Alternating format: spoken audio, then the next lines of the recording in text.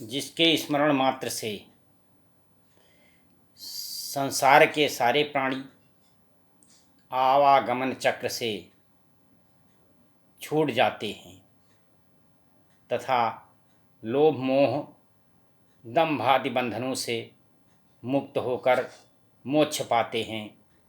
वो उन सर्वशक्तिमान भगवान विष्णु के लिए मेरा नमस्कार है। युधिष्ठिर जी भीष्म से पूछते हैं कि इस लोक में समस्त फल के दाता एवं सर्वशक्तिमान देवता कौन हैं, किसके पूजन से मनुष्य इस लोक और परलोक में शुभ फल प्राप्त कर मोक्ष को प्राप्त करता है। सब धर्मों में श्रेष्ठ धर्म कौन सा है, किसका जप करता हुआ प्राणी संसार के बंधन से छूट जाता है। तो भीष्म पितामह बोले कि जगत के स्वामी भगवान विष्णु की नित्य स्तुति करता हुआ प्राणी संपूर्ण दुखों से छूट जाता है तथा आवागमन चक्र से मुक्त होकर वह स्वर्ग को प्राप्त करता है। तो इस प्रकार से भगवान विष्णु के जप को सदा करना चाहिए, उनकी पूजा करें और उनका ही स्मरण करें। आज एकादशी का दिन है, तो एकादशी के दिन आप श्रीमन नारायण नारायण लक्ष्मी नारायण नारायण का निरंतर जाप करते रहें। इससे आपकी सद्गति होगी और आपको जीवन सुखमय बीतेगा। यहाँ पर मैं कल के श्री नारद संवाद की चर्चा करूँगा कि भगवान की माया से एक नारद जी के रास्ते में एक जो है सुंदर नगर बन गया, जहाँ पर शीलनिधि नाम के एक राजा रहते थे और उनकी बहुत सारा उनके राजा के बहुत सारा धन संपत्ति और सब माया का नगर था, तो सब बन गया। उस वैभव और विलास इतना था कि राजा के वैभव विलास के सामने 100 इंद्रों के समान भी 100 इंद्रों की समानता भी नहीं थी। रूप तेज और बल के नीत का घर था। उनके विश्ववाहिनी नाम की एक कन्या थी, जिसके रूप को देखकर लक्ष्मी जी भी मोहित हो जाएं। तो हरि सोई हरि माया सब गुण खानी, शोभाता सुखी जाई बखानी। करई स्वयंवर सो नृप बाला, आए तहाँ गणित मही पाला। और सब गुणों की खान भगवान की माया ही थी। उसकी शोभा का वर्णन कैसे किया जा सकता है। वह राजकुमारी स्वयंवर करना चाहती थी, इससे वहाँ तमाम सारे राजा एकत्रित हुए थे। मुनि कौतकी नगर ते ही गयऊ, पुरवासीन सब पूछत भयऊ। सुन सब चरित भूप ग्रह आए, करि पूजा नप मुनि बैठाए। तब नारद मुनि जी भी महर्षि नारद जी भी उसी नगर में पहुंच गए और उन्होंने मुनि का स्वागत सत्कार करके उन्हें बैठाया और उनका हालचाल पूछा। सब समाचार सुनकर राजमहल में आए और उन्होंने कहा कि ये यहाँ पर कौन सा उत्सव है। तो राजा ने पूजा करके उनको सुंदर आसन पर बैठाया और आन दिखाई नारदहि भूपति राजकुमारी। कहु साथ गुण दोष सब, यही के हृदय विचार। राजा ने राजकुमारी को लाकर नारद जी को दिखलाया और पूछा कि हे नाथ, आप अपने हृदय में विचार करके सब गुण और दोष बताइए। देख रूप मुनि बीरतन बिसारी, बड़ी बारी लग रहे निहारी। लक्षणता सुबिलो की भुलाने, हृदय रस नहीं प्रगट बखाने। उस कन्या के रूप को देखकर ऋषि नारद जी वैराग्य को भूल गए और बड़ी देर तक उसकी ओर देखते ही रह गए। उसके लिए लक्षण को देखकर मुनि अपने आप को भूल गए कि मैं महर्षि हूँ, और हृदय में हर्षित होते हुए प्रकट रूप में उन लक्षणों को नहीं कहा।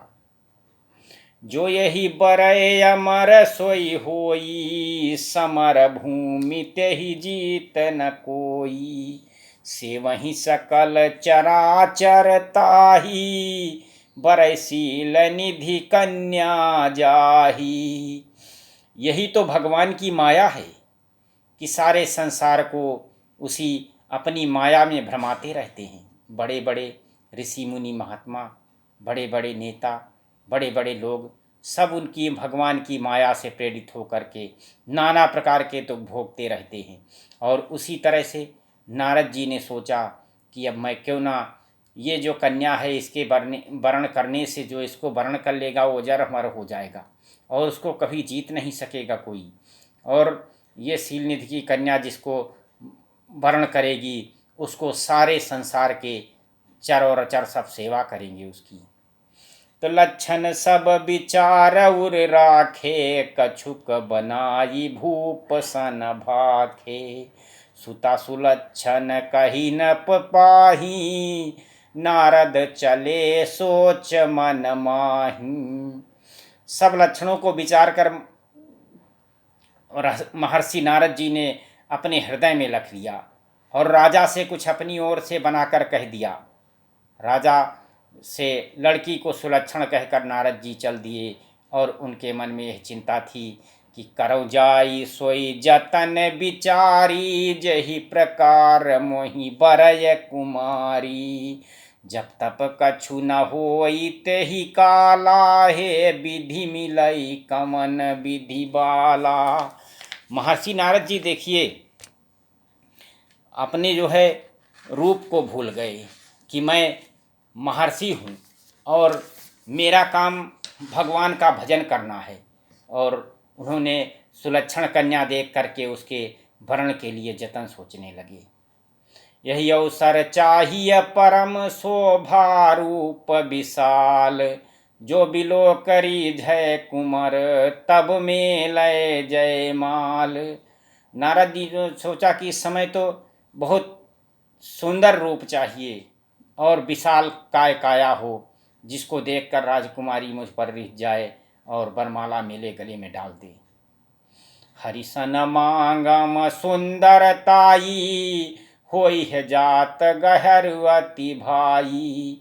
मोरे हित हरसन नहीं कोऊ, यही अवसर सहाय सोई होऊ।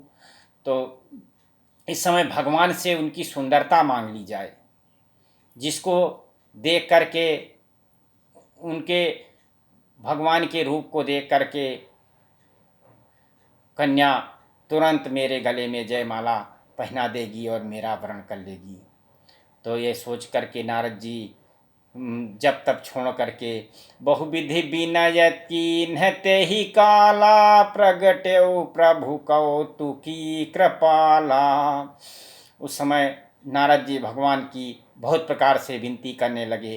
तब लीला में कृपाल भगवान वहीं पर प्रकट हो गए और स्वामी को देखकर नारद जी के नेत्र शीतल हो गए और उन्होंने मन में सोचा, बहुत हर्षित होते हुए उन्होंने कहा कि अब तो हमारा काम बन जाएगा और अब कन्या हमारे गले में ही माला पहनाएगी। अतियारत कही कथा सुनाई, करहु कृपा करी होहु सहाई। आपन रूप देहु प्रभु मोहि, आन भांति नहीं पावऊँ ओहि। नारद जी बहुत दीन भावना से सब उन्होंने भगवान को कथा सुनाई और ये तो सब भगवान की माया ही थी। और उन्होंने कहा कि मुझ पर कृपा कीजिए और मेरी सहायता करके अपना रूप दीजिए। तो भगवान ने कहा कि जेहि विधि होई नाथ हित मोरा, नारद जी बोले कि जहि विधि होई नाथ हित मोरा, करहूँ सुबेगी दास मैं तोरा, निज माया बल देख विशाला, ही हंसी बोले दीन दयाला। नारद जी ने कहा कि हे प्रभु, जिस प्रकार से मेरा हित हो वही करिए।